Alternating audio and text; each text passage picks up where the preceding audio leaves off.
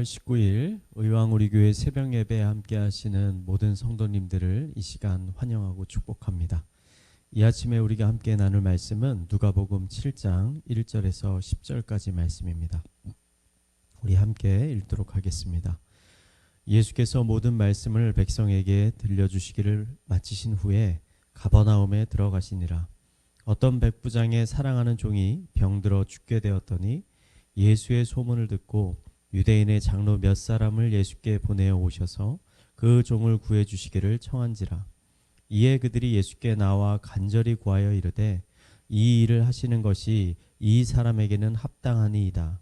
그가 우리 민족을 사랑하고 또한 우리를 위하여 회당을 지었나이다 하니, 예수께서 함께 가실새 이에 그 집이 멀지 아니하여 백부장이 벗들을 보내어 이르되 주여 수고하시지 마옵소서.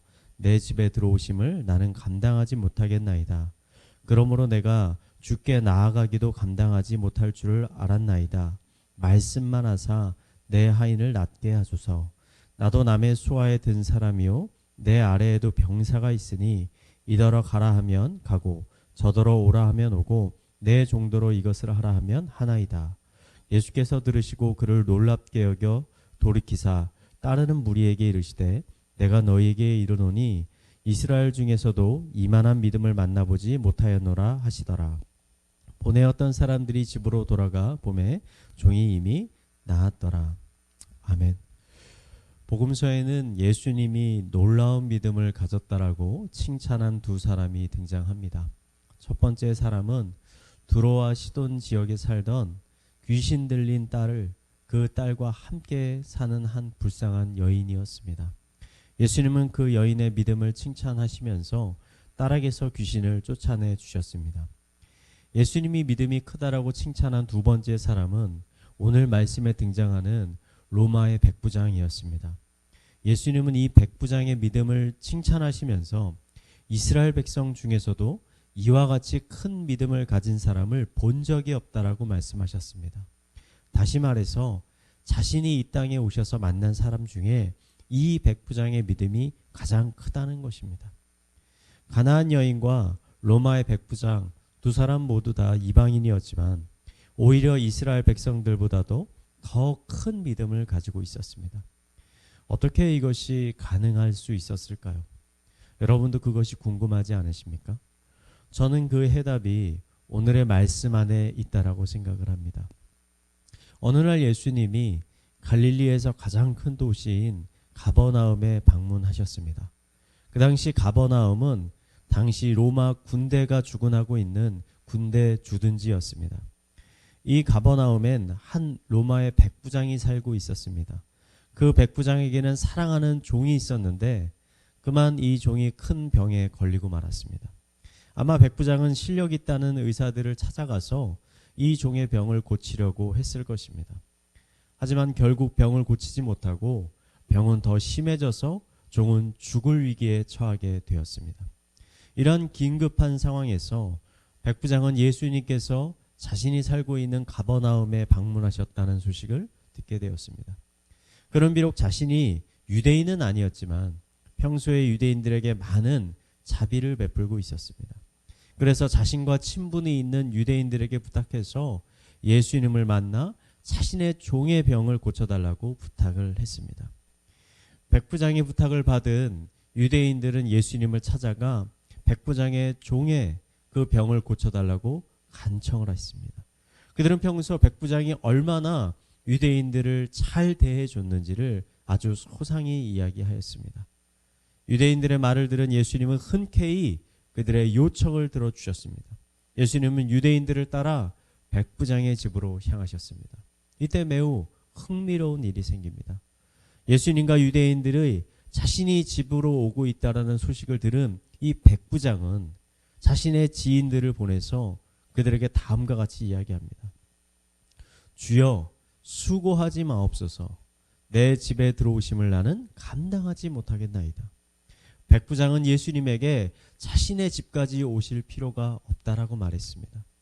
백부장이 이와 같이 행동한 것은 아마도 그가 당시 유대인들의 문화를 존중하고 있었기 때문일 것입니다. 당시 유대인들은 이방인들과 교제하는 것이 허락되지 않았습니다. 이방인들과 함께 식사를 한다든지 아니면 이방인의 집에 방문하는 것은 철저히 금지되었습니다. 사도행전을 읽어보면 사도 베드로가 로마 백부장 고넬료의 초청을 받았을 때 이 고넬료가 이방인이기 때문에 이방인의 집에 자신이 가야 할지 말아야 될지를 심각하게 고민하는 것을 우리는 발견할 수 있게 됩니다. 이런 정황을 살펴보았을 때 로마의 백부장은 예수님을 매우 존중하고 있었고 이 때문에 예수님에게 이와 같은 말을 전했던 것으로 여겨집니다. 그럼 백부장이 집에 오지도 않고 어떻게 종의 병을 고칠 수 있을까요? 백부장은 예수님께 이렇게 말했습니다. 주여, 그 자리에서 말씀만 하사 내 하인을 낫게 하소서. 나도 남의 수하에 든 사람이요 내 아래에도 병사가 있으니 이더러 가라 하면 가고 저더러 오라 하면 오고 종더러 이것을 하라 하면 하나이다. 백부장은 예수님께서 그냥 그 자리에서 종의 병이 나으라라고 말만 하시면 자신의 종의 병이 나을 것이라고 말하였습니다. 이 말을 들은 예수님은 깜짝 놀라시면서 백부장이 정말 큰 믿음을 가졌다라고 칭찬을 하셨습니다. 저는 백부장의 이 말 속에 그가 이처럼 큰 믿음을 갖게 된 비밀이 담겨져 있다라고 생각을 합니다.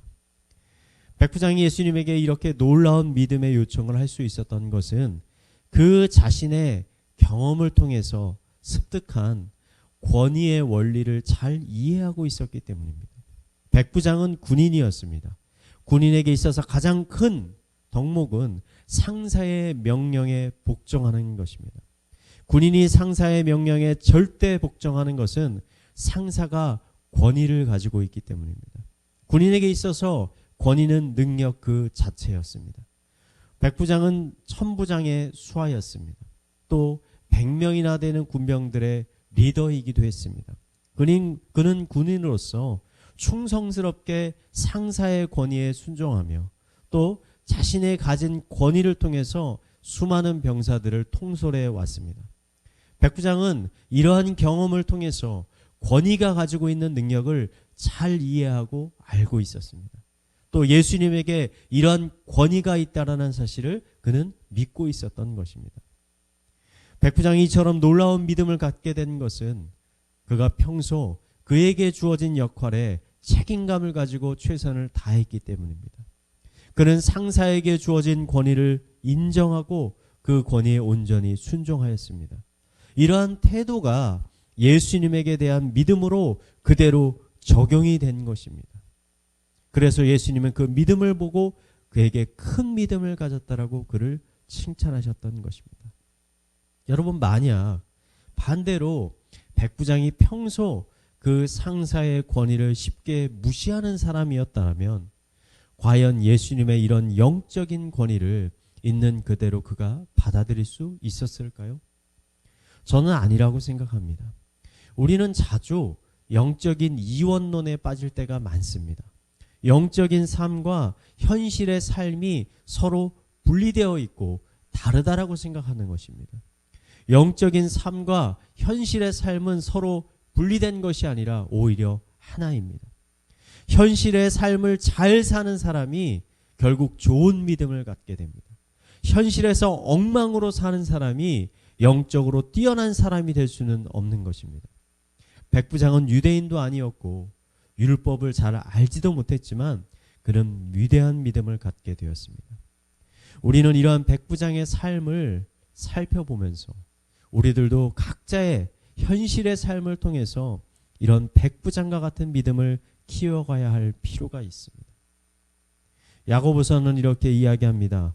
하나님 아버지 앞에서 정결하고 더러움이 없는 경건이라는 것은 곧 고아와 과부를 그 환난 중에 돌보고 또 자기를 지켜 새 속에 물들지 아니하는 그것이니라.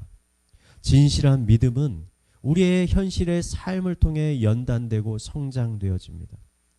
오늘 하루도 이런 믿음의 연단을 통해 하나님께서 기뻐하시고 칭찬하시는 굳건하고 큰 믿음을 세워가는 성도님들이 되시기를 이 시간 마지막으로 축원드리겠습니다.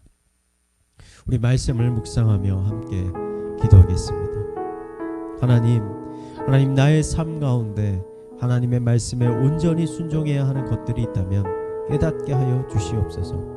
하나님이 맡겨주신 일들에 충성스러운 마음으로 순종하게 하여 주셔서 그 일들을 통해 더욱 굳건한 더 큰 믿음을 얻게 하여 주시옵소서. 우리 함께 기도하겠습니다. 사랑과 은혜가 풍성하신 하나님 아버지, 이 시간 하나님 앞에 간절히 나아갑니다. 우리의 마음을 주님께서 주장하여 주시옵소서. 우리의 현실의 삶 가운데 하나님께서 우리에게 맡겨주신 일들에 우리가 책임감을 가지고 아버지 최선을 다할 수 있도록 인도하여 주시옵소서. 하나님이 주신 권위에 온전히 순종할 수 있도록 또 그 권위를 인정할 수 있도록 하여 주시고, 또 하나님이 맡겨주신 권위를 통해서 아버지 제가 맡은 사역들을 잘 감당할 수 있도록 주님께서 인도하여 주시옵소서.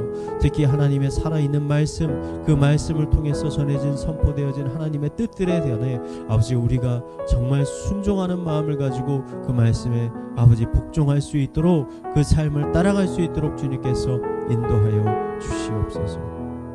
교회를 위해서 계속 기도하겠습니다. 이번 주에 다음 세대 교사들을 위한 온라인 교사 대학이 진행되고 있습니다.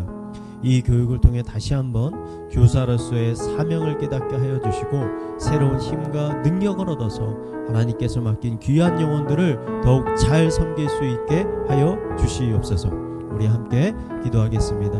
하나님 아버지, 이 시간 우리 교사들을 위해서 기도합니다. 하나님이 맡겨주신 귀한 어린 영혼들을 아버지 가리키고 양육해야 되는 매우 중요한 아버지 하나님 사역을 감당하고 있습니다. 이 코로나 기간 가운데 그들에게 힘을 더하여 주셔서 다시 그 아이들을 더 잘 섬길 수 있는 열심과 열정을 주님께서 허락하여 주시옵소서. 특별히 교사대학을 통해서 아버지 교사로서의 정체성을 다시 한번 회복할 수 있도록 하여 주시고, 지혜와 명철을 주셔서 이 코로나 기간 가운데 어떻게 아이들을 다 가리키고 양육해야 할지를 깨닫고 아버지 그 말씀대로 나아갈 수 있도록 주님께서 인도하여 주시옵소서. 이제 우리의 가정과 사회와 그리고 개인의 기도 제목을 가지고 함께 기도하겠습니다. 기도하시겠습니다. 살아계신 하나님 아버지, 우리의 가정을 위해서 기도합니다. 우리의 가족들을 위해서 기도합니다. 사회를 위해서 기도합니다. 하나님 아버지, 이 세상이 이렇게 혼란스럽습니다. 아버지, 이 혼란한 가운데 우리가 변하지 않는 반석, 예수 그리스도의 반석을 붙들고 이 모든